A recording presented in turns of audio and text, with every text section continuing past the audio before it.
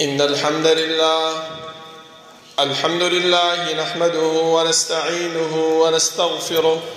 ونعوذ بالله من شرور أنفسنا ومن سيئات أعمالنا.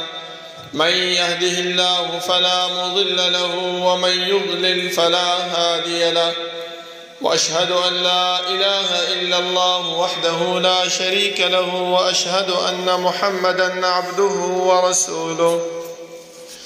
يا أيها الذين آمنوا اتقوا الله حق تقاته ولا تموتن إلا وأنتم مسلمون. يا أيها الناس اتقوا ربكم الذي خلقكم من نفس واحدة وخلق منها زوجها وبث منهما رجالا كثيرا ونساء، واتقوا الله الذي تساءلون به والأرحام إن الله كان عليكم رقيبا. يا أيها الذين آمنوا اتقوا الله وقولوا قولا سديدا يصلح لكم أعمالكم ويغفر لكم ذنوبكم، ومن يطع الله ورسوله فقد فاز فوزا عظيما. أما بعد، فإن خير الحديث كتاب الله، وخير الهدي هدي محمد صلى الله عليه وسلم، وشر الأمور محدثاتها، وكل محدثة بدعة، وكل بدعة ضلالة، وكل ضلالة في النار. بسم الله الرحمن الرحيم. قاف والقرآن المجيد، بل عجبوا أن جاءهم منذر منهم فقال الكافرون هذا شيء عجيب. أإذا متنا وكنا ترابا ذلك رجع بعيد. قد علمنا ما تنقص الأرض منهم وعندنا كتاب حفيظ. بل كذبوا بالحق لما جاءهم فهم في أمر مريج. أفلم ينظروا إلى السماء فوقهم كيف بنيناها وزيناها وما لها من فروج. والأرض مددناها وألقينا فيها رواسي وأنبتنا فيها من كل زوج بهيج، تبصرة وذكرى لكل عبد منيب. ونزلنا من السماء ماء مباركا فأنبتنا به جنات وحب الحصيد، والنخل باسقات لها طلع نضيد، رزقا للعباد. وأحيينا به بلدة ميتا كذلك الخروج. كذبت قبلهم قوم نوح وأصحاب الرس وثمود وعاد وفرعون وإخوان لوط وأصحاب الأيكة وقوم تبع كل كذب الرسل فحق وعيد. أفعينا بالخلق الأول بل هم في لبس من خلق جديد. ولقد خلقنا الإنسان ونعلم ما توسوس به نفسه ونحن أقرب إليه من حبل الوريد إذ يتلقى المتلقيان عن اليمين وعن الشمال قعيد ما يلفظ من قول إلا لديه رقيب عتيد وجاءت سكرة الموت بالحق ذلك ما كنت منه تحيد ونفخ في الصور ذلك يوم الوعيد وجاءت كل نفس معها سائق وشهيد لقد كنت في غفلة من هذا فكشفنا عنك غطاءك فبصرك اليوم حديد وقال قرينه هذا ما لدي عتيد ألقيا في جهنم كل كفار عنيد مناع للخير معتد مريب الذي جعل مع الله إلها آخر فألقياه في العذاب الشديد قال قرينه ربنا ما أطغيته ولكن كان في ضلال بعيد قال لا تختصموا لدي وقد قدمت إليكم بالوعيد ما يبدل القول لدي وما أنا بظلام للعبيد يوم نقول لجهنم هل امتلأت وتقول هل من مزيد وأزلفت الجنة للمتقين غير بعيد هذا ما توعدون لكل أواب حفيظ من خشي الرحمن بالغيب وجاء بقلب منيب ادخلوها بسلام ذلك يوم الخلود لهم ما يشاءون فيها ولدينا مزيد وكم أهلكنا قبلهم من قرن هم أشد منهم بطشا فنقبوا في البلاد هل من محيص إن في ذلك لذكرى لمن كان له قلب أو ألقى السمع وهو شهيد ولقد خلقنا السماوات والأرض وما بينهما في 6 أيام وما مسنا من لغوب فاصبر على ما يقولون وسبح بحمد ربك قبل طلوع الشمس وقبل الغروب ومن الليل فسبحه وأدبار السجود واستمع يوم ينادي المناد من مكان قريب يوم يسمعون الصيحة بالحق ذلك يوم الخروج إنا نحن نحيي ونميت وإلينا المصير يوم تشقق الأرض عنهم سراعا ذلك حشر علينا يسير نحن أعلم بما يقولون وما أنت عليهم بجبار فذكر بالقرآن من يخاف وعيد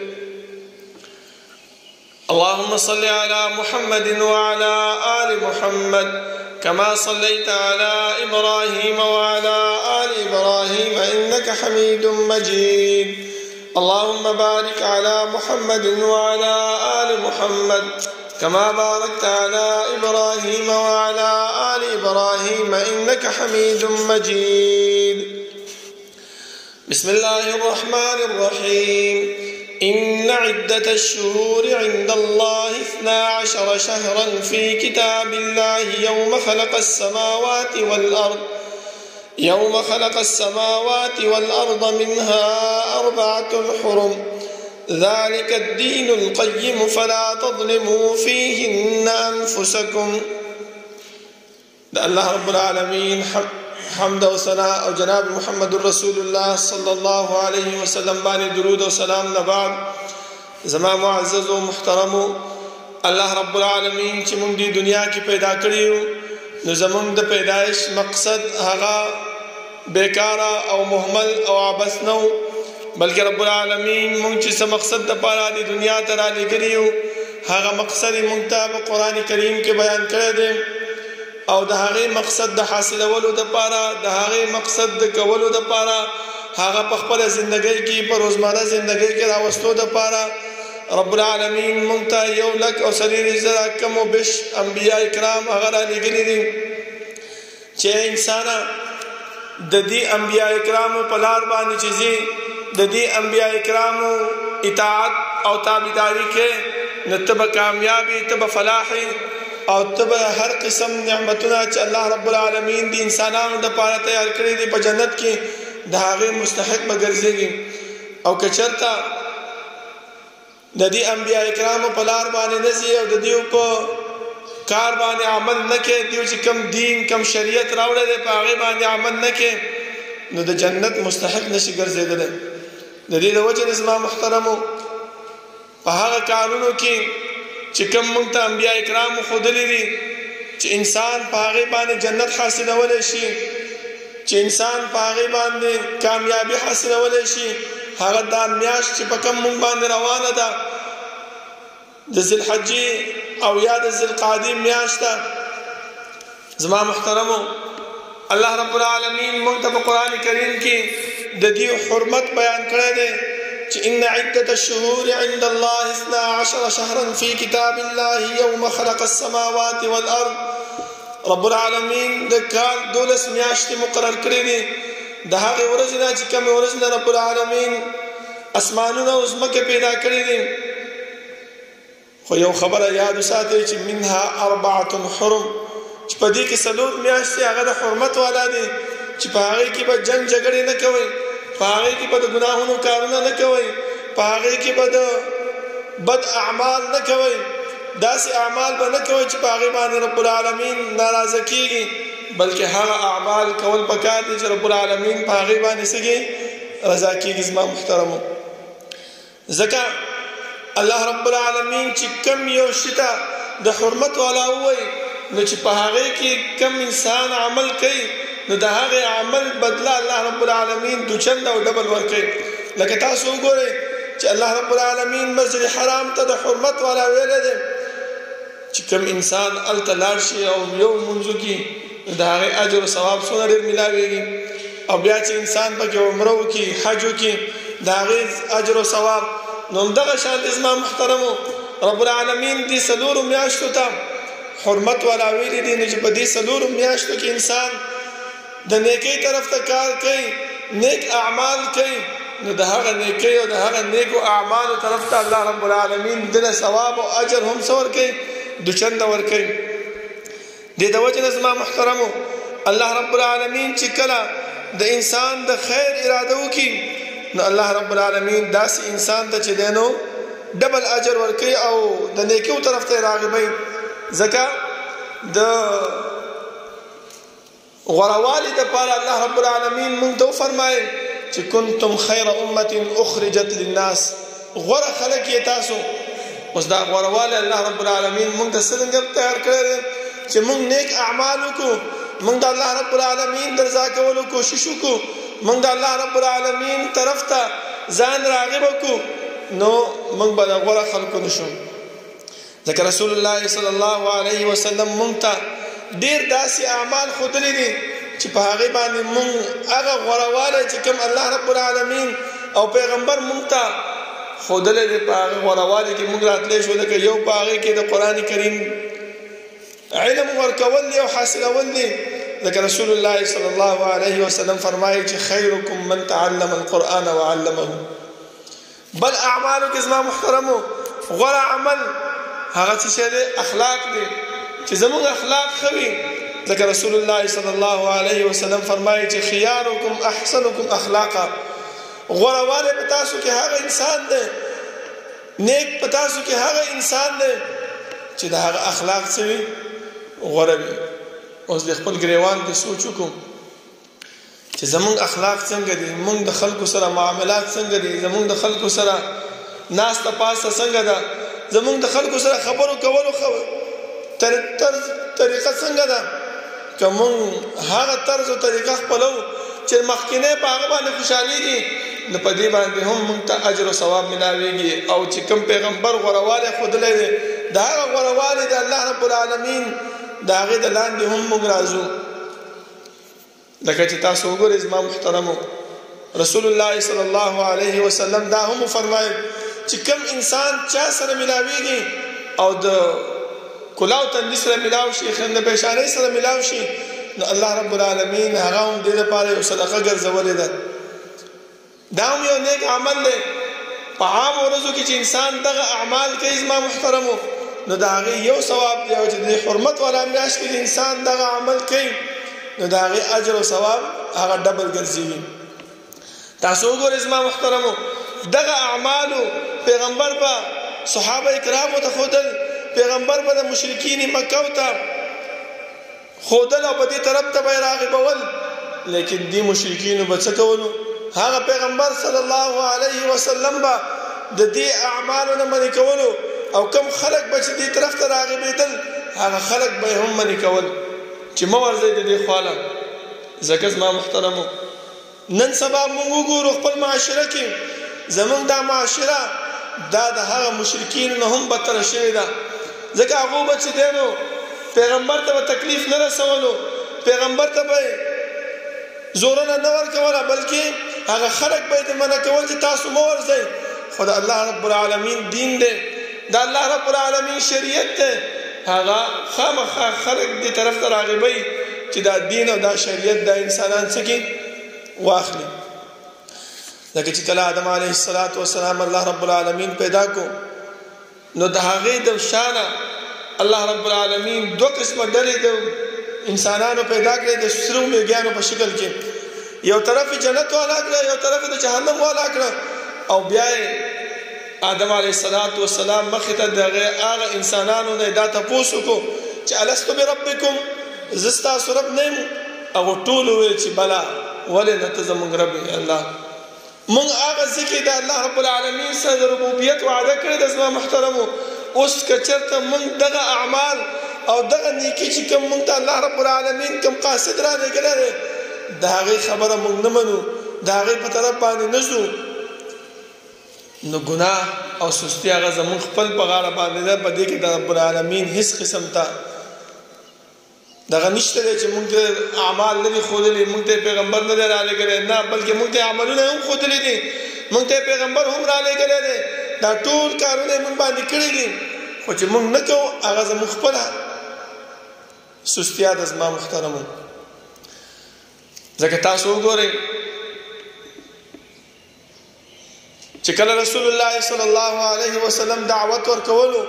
دې مشرکینو به دغه خلک منې کول چې تاسو دا دعوت د الله رب العالمین هغه مه قبلوئ، د رسول الله صلی الله علیه وسلم دغه دعوت مه قبلوئ. لیکن الله رب العالمین چې کله کم انسان ته د نیکۍ طرف ته راغب کړی وي،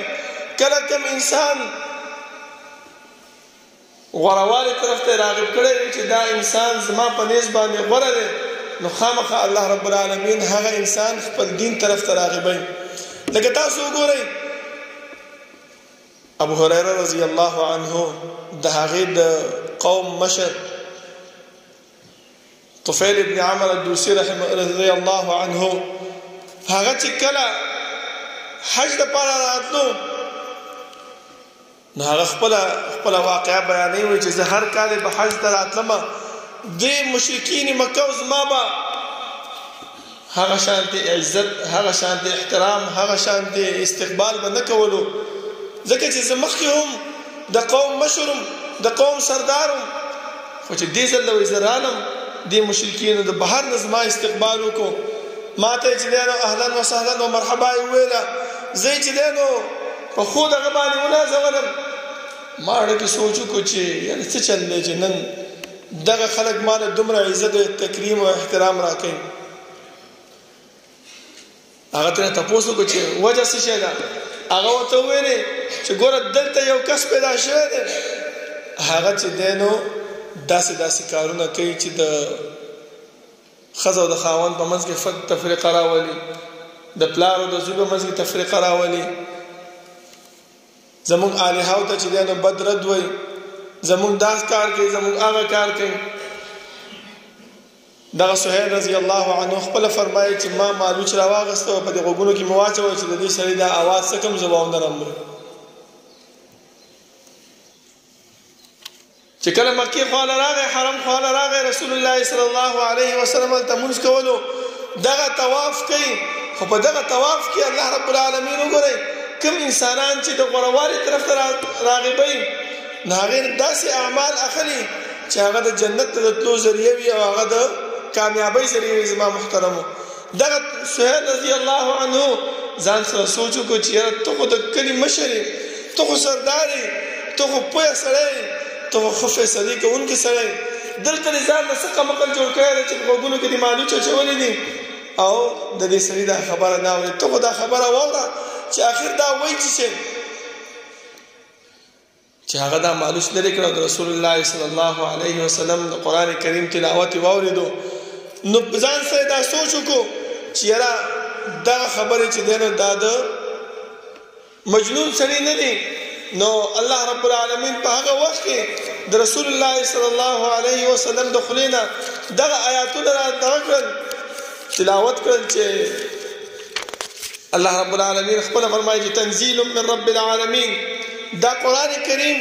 دا د الله رب العالمین له طرف نه نازل کړی شوی دی. د بیا ویل چې یاره دا خو به چېرته د کم شاعر قولي. نو الله رب العالمین د پیغمبر د خولې نه دغه آیات نازل کړو چې وما هو بقول شاعر قلیلا ما تؤمنون. د بیا زړه کې دا سوچ وکړو چې ولا دا خو به د کاهن قولي. بیا الله رب العالمین د پیغمبر د خولې نه دغه آیات ویلې چې ولا بقول کاهن قلیلا ما تذکرون، چې دغه آیاتونه زده کړه واورېدل. نو د ځان سره سوچ وکړو چې یاره ما خو کاهنان هم لیدلي دي، ما خو نجومیان شاعران هم لیدلي دي، هغو به چې داسې خبرې کولې، لیکن دا داسې کلام دی چې نه د شاعرانو د خبرو سره موافق دی، نه د کاهنانو د خبرو سره موافق دی. سمدستي راغی او د رسول الله صلی الله علیه وسلم سره د ایمان بیعت یې وکړو. زما محترمو، نن سبا مونږ معاشره کې څه شی دی، مونږ باندې چې کومه خبره بد لګي مونږ څه کوو؟ مونږ د هغه مولا، د هغه مشر چې کوم مفتی، امام، د عالم، د هغه بخکندي کوو. زما محترمو،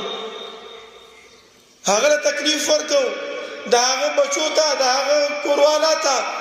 تکلیف ورکوو. ولې تا ولې د پیغمبر صلی الله علیه وسلم دا دین مونږ ته بیان کو؟ ټیک د ته نه منې مې مره په هغې باندې زمونږ څه کار نشته دی، لیکن ما خو پرېږدو چې زه حق خو بیان کړم، سبا ما نه رب العالمین تپوس وکړي.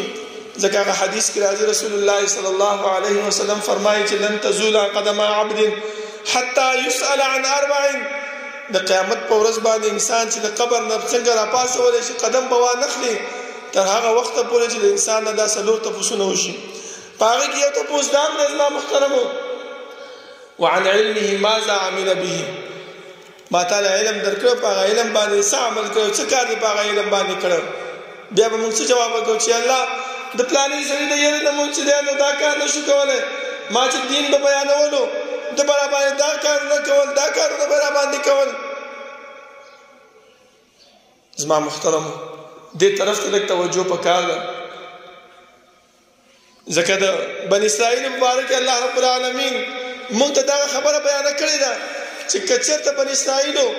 دغه خبره منلې وای د الله رب العالمین ولو انهم اقاموا التوراة والانجيل وما انزل اليهم من ربهم، که چېرته دوی د تورات او د انجیل خبره منلې، په دې کې چې کوم احکامات یې هغه بیان کړی وی، خلک یې هغې طرف ته راغب کړی وی، نو الله وایي نعمتونه مې څه ورکړی وی، لاکلوا من فوقهم ومن تحت ارجلهم منهم امة مقتصده. د بره نه نعمت نازلولی، د خپو د لاندې نه به مو ورته نعمتونه ورکولی. دا په څه باندې؟ دا په دې باندې چې کوم دین، کوم شریعت چې موږ ته الله رالیږلی دی د رسول الله صلی الله علیه وسلم په ژبه باندې، په هغې باندې موږ روان شو، عمل وکړو، خلکو ته بیان کړو، نو لاکلوا من فوقهم ومن تحت ارجلهم. الله رب العالمین به دغه احسانات موږ باندې وکړي. خو داعی ته الله رب العالمین فرمایي چې یو خبره یاد وساته چې ای داعی داسې به نه کې چې ته دعوت پیش کې او د خلکو د ملامتیا نه، د خلکو د زورنې نه،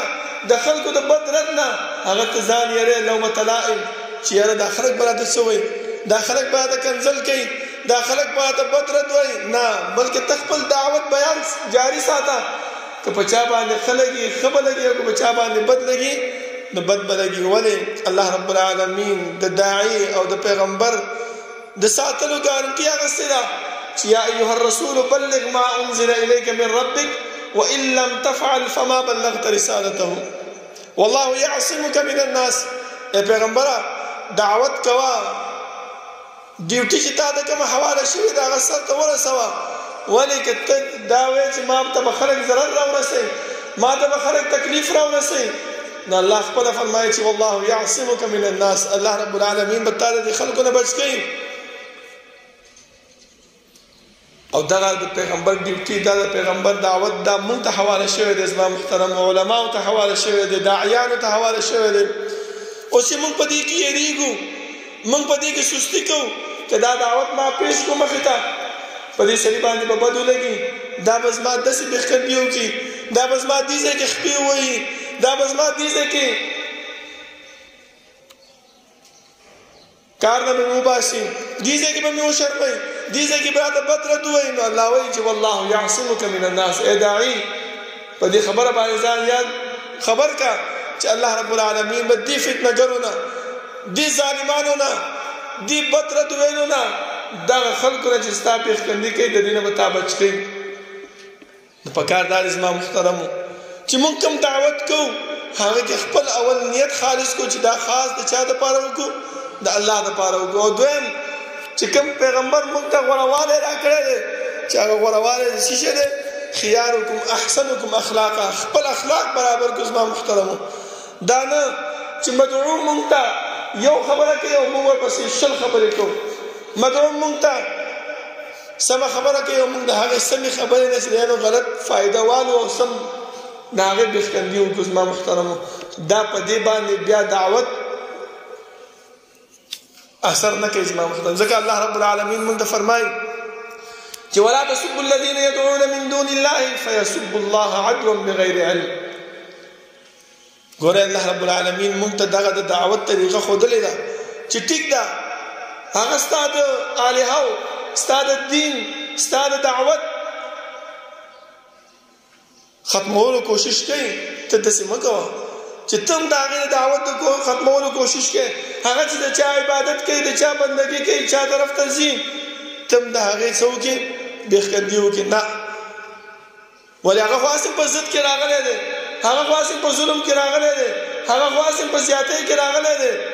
نو د هغې ظلم او د هغې د زیاتي جواب به په زیاتي او په ظلم نه ورکړې که چېرته دې ورکړو هغه الټه ستا دین ته چې کوم دی نو بد رد وایي هغه ستا شریعت ته بد رد وایي هغه ستا چې دی نو پیغمبر ته بد رد وایي ځکه الله فرمایي چې ولا تسبوا الذين يدعون من دون الله فيسبوا الله عدوا بغیر علم زما محترمو اوس که موږ غواړو چې په دې ورځو کې اعمال وکړو نو هغه اعمال پکار دي چې هغه عمل زموږ د فایدې او زموږ د جنت د تلو ذریعه وي ځکه زما محترمو الله رب العالمین دغه ورځې زموږ دپاره د غوړوالي ورځې ګرځولې دي ځکه رسول الله صلی الله علیه وسلم فرمایي ما من ایام احب الى الله العمل الصالح هغه عمل چې الله رب العالمین ته محبوب دي الله رب العالمین ته خوښ دي هغه کوم عمل دي هغه د دې لس ورځو کې چې کوم عمل انسانو کې هغه الله رب العالمین ته ډېر زیات محبوب دي ډېر زیات خوښ دي یو صحابي تپوس وکړو چې د الله رسول دا جهاد فی سبیل الله دا هم د الله رب العالمین د زیات محبوب دی نو آیا په دې لس ورځو کې چې انسان کوم عمل کوي هغه د دې جهاد نه هم زیات دي پیغمبر فرمایي چې اول الجهاد فی سبیل الله او جهاد فی سبیل الله مگر یو استثناء وکړه چې کم مجاهد خپل مال خپل ځان سره جهاد ته ورسیږي د هغه عمل مقبول دی خدای نه زیات دا لس ورځو کې عمل کول زما محترم هغه چې زیات مقبول دی رب العالمین په نسبت باندې بس د دې لس ورځو د عمل د پاره دغه یو حدیث هغه کافی دی او بل چې انسان ته کم یو شی ډیر محبوب وي او انسان په هغه باندې ډیر زور ورکوي هغه څه کوي زما محترم زمونږ د معاشرې په نسبت باندې هغه هم داسې ده چې کله مونږ کم یو خبر ته ډیر زور ورکوو نو سمدستي په هغې باندې څه کوو قسم خورو چې یاره قسم مې دې وایي چې دا کار داسې دی داسې دی ولې دا قسم ولې خورو دا د دې د وجې نه چې دغه کار دغه عمل هغه څه شی دی صحیح دی او د کار والا دی نو الله رب العالمین هم د دې ورځو د عمل دپاره قسم خوړلی دی چې والفجر وليال عشر والشفع والوتر دغه لس ورځې په دې باندې رب العالمین قسم خوړلی دی چې قسم یې وخوړلو زما محترمو پکار دا دی چې موږ هغه عمل په دې ورځو کې وکړو چې هغه عمل د څه شی دی د رب العالمین د جنت د حاصلولو ذریعه وي کوم عمل اوس په دې کې پکار دی زما محترمو هغه اعمالو ته لږ توجه کوئ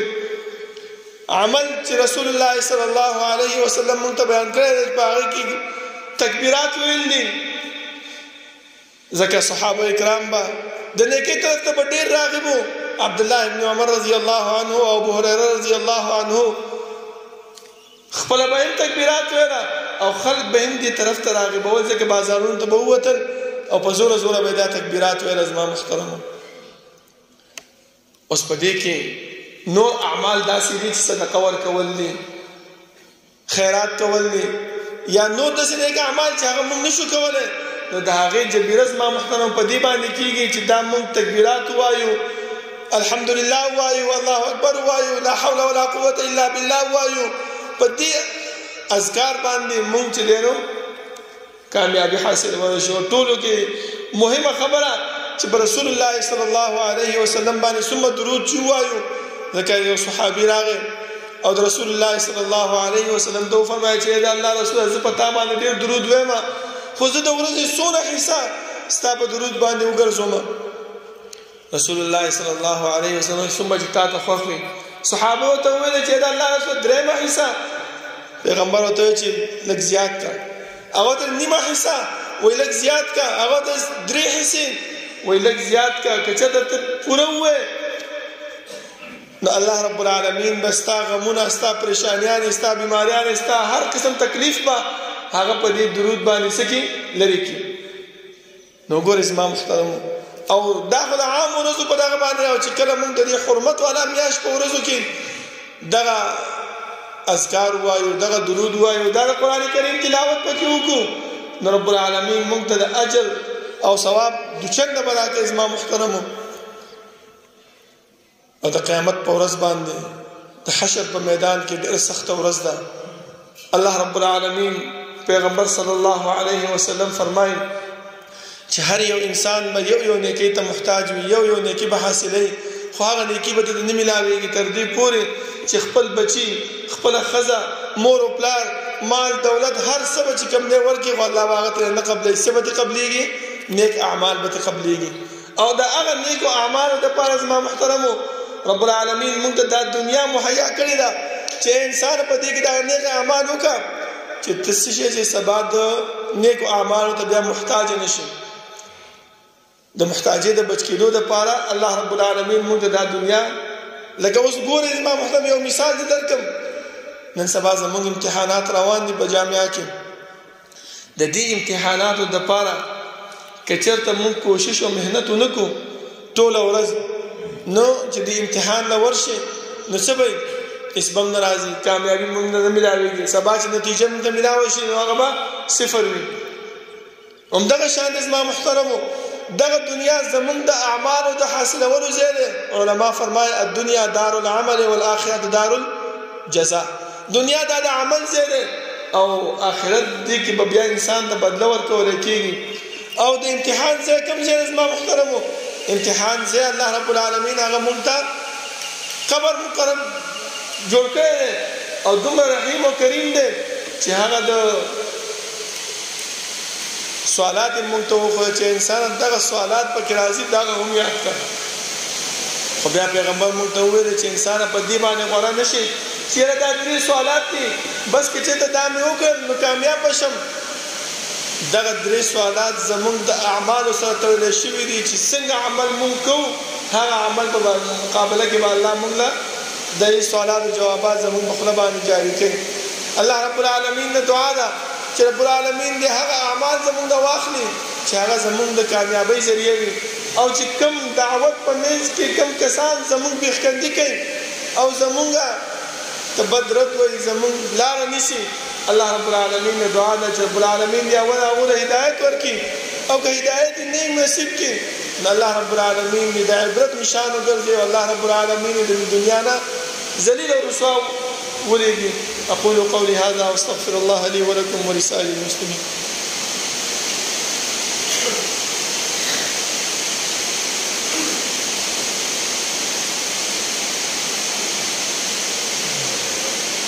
إن الحمد لله अल्हम्दुलिल्लाह नहमदुहु व नस्तईनुहु व नस्तगफिरुह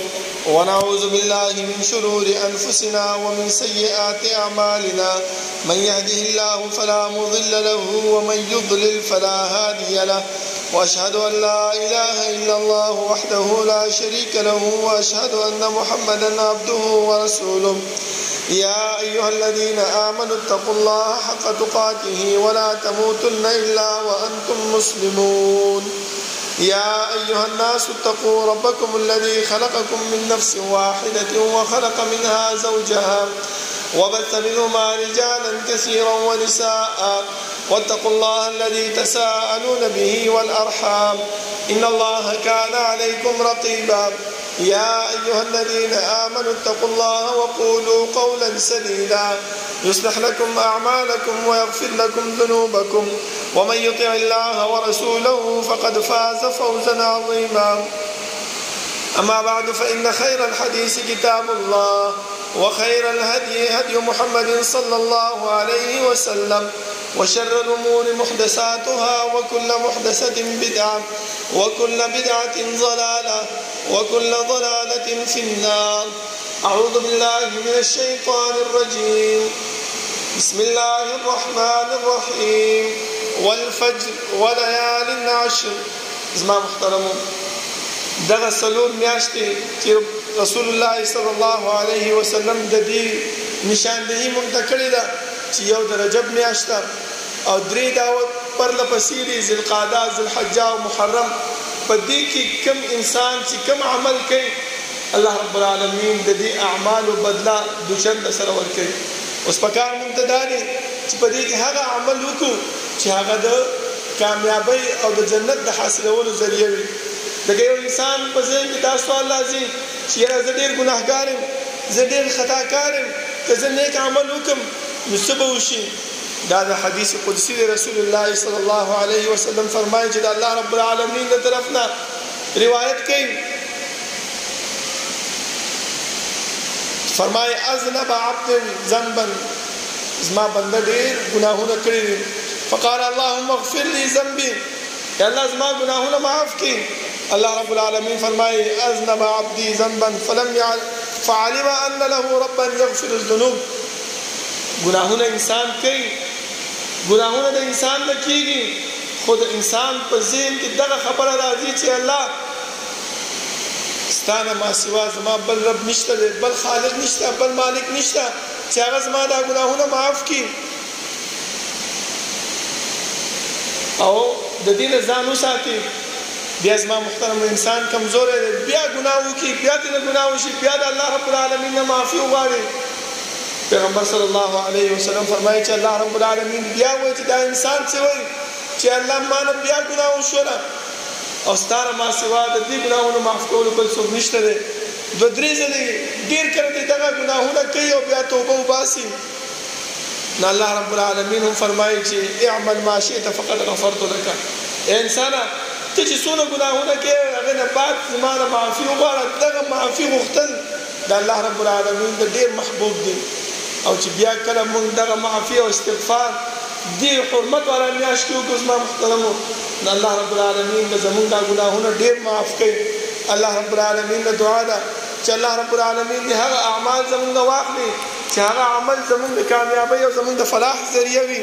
او هغه عمل زمونږ د جنت د تلو ذریعہ وي. أقول قولي هذا واستغفر الله لي ولكم ولسائر المسلمين. ربنا لا تزغ قلوبنا بعد إذ هديتنا وهب لنا من لدنك رحمة إنك أنت الوهاب. ربنا اغفر لنا ولإخواننا الذين سبقونا بالإيمان ولا تجعل في قلوبنا غلا للذين آمنوا ربنا إنك رؤوف رحيم. ربنا لا تؤاخذنا إن نسينا أو أخطأنا ربنا ولا تحمل علينا إصرا كما حملته على الذين من قبلنا ربنا ولا تحملنا ما لا طاقة لنا به واعف عنا